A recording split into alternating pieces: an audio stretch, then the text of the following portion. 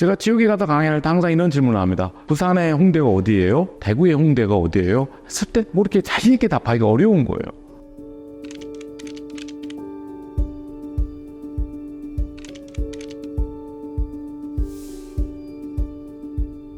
안녕하세요. 골목길 경제학자 모종린입니다. 우리 모두가 크리에이터가 되는 세상, 크리에이터가 중심이 되는 세상을 의미합니다. 지금 이미 우리 주변을 보면 많은 사람이 유튜브나 공간기획 1인 사업자가 되고 싶어하고 또 그 수가 계속 늘어나고 있습니다. 우리가 크리에이터 하면 일단 온라인 콘텐츠, 디지털 콘텐츠를 생각합니다. 근데 시간이 가면 갈수록 플랫폼이 통합되면서 온라인 크리에이터가 오프라인을 진출하고 그 반대로 오프라인 크리에이터가 온라인을 오면서 구분이 모호해졌습니다. 크리에이터 일을 온라인을 한정할 수가 없습니다. 왜냐하면 온라인 크리에이터 본인이 도시 콘텐츠를 만들고 오프라인 콘텐츠를 만들기 때문에 우리가 크리에이터 정의도 당연히 오프라인과 도시로 확장하는데, 오프라인과 도시 콘텐츠를 만드는 사람들이 대개 보면 예술가도 있지만 대다수의 그 오프라인 크리에이터는 우리가 말하는 창의적인 소상공인들입니다. 그래서 이 소상공인들이 온라인, 오프라인 플랫폼에서 도시를 매력적으로 만드는 콘텐츠를 생산하고 있다. 이미 시장에서는 콘텐츠 통합을 통해서 새로운 남이 복제할 수 없는 콘텐츠를 만들고 있습니다. 그 과정에서 도시를 바꾸고 사회를 바꾸고 당연히 자기의 경제적 미래를 개척하고 있습니다. 이런 크리에이터 소사이티의 긍정적인 측면을 설명하는 책입니다. 3대 축 경제는 온라인, 오프라인, 도시 플랫폼의 통합을 의미합니다. 현장에서 이미 많은 크리에이터들이 플랫폼을 다양하게 활용하고 새로운 플랫폼에서 기회를 찾기 때문에 이제는 우리가 크리에이터 경제를 3대 축 중심으로 설명하고 이해하고 또 크리에이터들이 기회를 찾는 과정을 설명해야 된다고 생각합니다. 지금 한국 사회에서 온라인 콘텐츠를 안 만드는 사람은 거의 없다고 보시면 됩니다. 새로운 게 있다면 그 반대, 온라인 크리에이터들이 오프라인을 진출하는 건데요. 그 이유는 결국 장소와 공간에서 어떤 대체 불가능한 콘텐츠를 만들어야 되기 때문에 그 필요성 때문에 그런 겁니다. 대표적인 사례가 무신사라고 생각합니다. 무신사가 온라인에서 시작했지만 지금 거점 지역에서 다양한 오프라인 공간을 운영하고 있고요. 흥미로운 점은 성수동입니다. 그래서 무신사의 모든 플래그십을 성수동에 모아놓는데 결국에는 성수동 도시문화를 무신사 콘텐츠로 활용하겠다. 이런 전 의지로 보고 있습니다. 자, 그 이유는 무신사가 온라인에서 차별화할 수 있는 것과 도시문화를 가지고 차별화할 수 있는 차원이 다르기 때문에 만약 무신사가 성수동 문화를 무신사의 핵심 가치로 만드는 데 성공한다면 외국에 있는 기업들이 무신사와 경쟁하기 어렵습니다. 무신사 입장에서는 성수동 문화를 활용하기도 하지만 또 한편으로는 성수동 문화에 기여를 해야 됩니다. 다행히 이제 무신사의 시작이 스트릿 패션이니까 성수동이 서울의 대표적인 스트릿 패션 지역이기 때문에 도시 정체성과 기업 정체성이 잘 일치한다고 봅니다. 온라인 기업이 오프라인으로 진출하는 거 외국에도 마찬가지인데요. 지금 외국에서는 이커머스 분야에서 월마트 그리고 아마존이 경쟁하는데 최근 그 재미있는 현상은 신선 식품 시장에서 월마트가 아마존을 이기고 있습니다. 어떻게 보면 월마트가 가진 장점인데 월마트는 미국 전역에 가게가 있습니다. 매장이 있다 보니까 우리가 온라인 주문해서 오프라인에서 픽업하는 서비스를 통해 아니면 오프라인 경험을 하면서 온라인을 주문하는 그러니까 온라인, 오프라인 통합 서비스를 아주 효과적으로 실천하고 있습니다. 이건 아마존이 따라갈 수 없는 오프라인 기업의 장점입니다. 그래서 우리가 장기적으로 보면 온라인과 오프라인의 통합이 중요하다면 의외로 오프라인 기업이 온라인을 더 잘할 수가 있는 거죠. 왜냐하면 오프라인 기업은 온라인이 필수 조건이 됐기 때문에 온라인에 많이 투자하고 열심히 배우고 있습니다. 그런데 그 반대는 좀 아닌 것 같아요. 온라인 기업들은 주로 온라인에서 확장성을 찾기 때문에 오프라인 투자에 좀 소홀하다 그리고 오프라인 전문성이 부족합니다. 그래서 온라인, 오프라인 통합은 오프라인 기업에 주도되지 않을까 이런 관점에서 보시면 됩니다.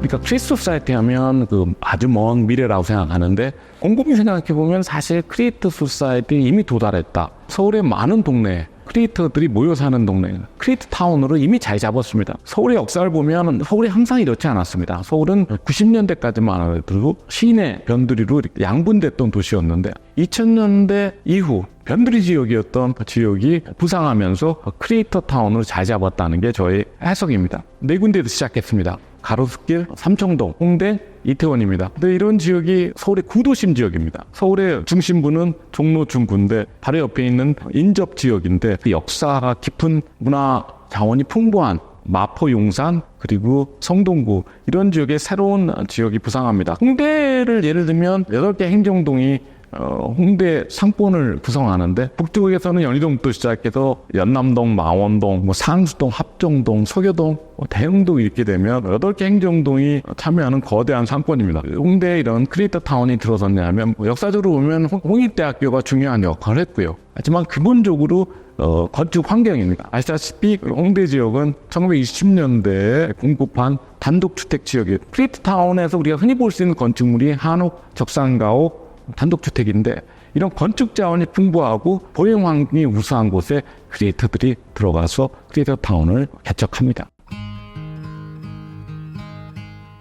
우리가 지역 소멸을 많이 걱정하고 이제 수도권 집중에 대해서 다양한 대안을 제시하고 있는데 그럼 뭐가 문제냐? 우리가 대기업 일자리라든가 문화 시설 얘기를 많이 하는데 더 근본적인 문제는 미래 세대 청년들이 좀 머물 수 있는 그리고 좋아하는 동네가 부족하다. 그래서 서울에는 사실 홍대를 필두로 새로운 크리에이터 타운들이 많이 들어섰는데 제가 지역에 가서 강연할 때 항상 이런 질문을 합니다. 부산의 홍대가 어디예요? 대구의 홍대가 어디예요? 했을 때 이렇게 자신 있게 답하기가 어려운 거예요. 지역 문제의 핵심은 저는 크리에이터 타운의 부재다. 근데 이게 왜 의아스러우냐면 부산은 인구가 350만이고 또 광역권은 인구가 800만. 그래서 어떻게 보면 한 국가 수준의 경제인데 왜 여기에 크리에이터들이 활동하는 특별한 지역이 없을까? 이런 질문을 해야 된다고 생각합니다. 근데 이 크리에이터 타운 문제는 꼭 대도시 문제가 아닙니다. 우리 농촌 지역에 가면 문화자원이 풍부한 작은 마을들이 많은데요. 여기서도 크리에이터 타운을 조성할 수 있다고 저는 생각합니다. 근데 좀 성격이 좀 다른데 대도시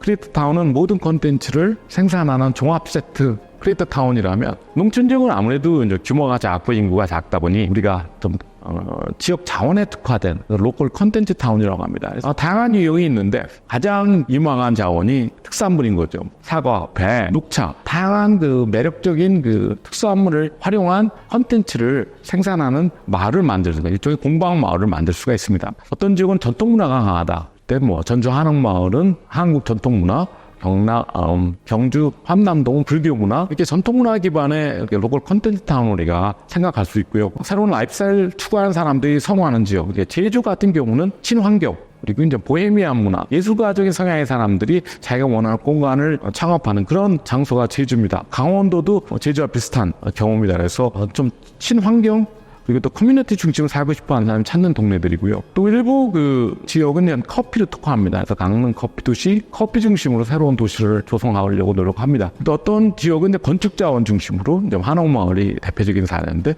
그리고 근대 도시 가면 전문 이제 적산가옥을 활용한 컨텐츠 타운을 만들고 있습니다. 그래서 농촌 지역에서는 도농 복합 지역에서는 지역의 고유한 자원에 특화된 크리에이터 타운을 우리가 목표로 지역을 살려야 된다고 생각합니다. 크리에이터 소사이티는 정의에서 말하듯이 크리에이터 중심의 사회, 그러니까 개인이 새로운 생산 주체가 되는 겁니다. 굳이 대기업이나 공기업에 안 들어가도 의미 있는 생산 활동을 할 수 있는 그런 사회가 오는 거죠. 우리가 어떻게 이런 미래를 준비해야 하느냐, 이 문제에 대해서는 개인과 사회가 좀 다른 것 같아요. 개인 차원에서는 시종일관이고 대체 불가능한 컨텐츠 생산입니다. 나의 컨텐츠 소재를 나다움 그리고 지역다움, 장인다움에 찾아야 된다. 그 결합을 해서 우리가 나만이 만들 수 있는 컨텐츠를 만들어야 된다. 이런 얘기를 하는데 나의 컨텐츠에 대한 명확한 철학과 이런 만드는 기술이 필요하기 때문에 나만의 컨텐츠를 만들 수 있는 그런 기술을 습득하는 가장 큰 중요한 과제고요. 사회적 측면에서 보면 크리에이터 경제의 문제가 불평등입니다. 그래서 소수의 슈퍼스타들이 큰 수익을 올리고 다수의 크리에이터들이 수익을 못 올리는 상황이기 때문에 사회적으로는 크리에이터 플랫폼을 혁신해야 되는데요. 크리에이터에게 유리한 플랫폼을 우리가 만들어야 됩니다. 그래서 온라인에서는 방향성이 크리에이터에게 더 많은 수익이 가도록 플랫폼을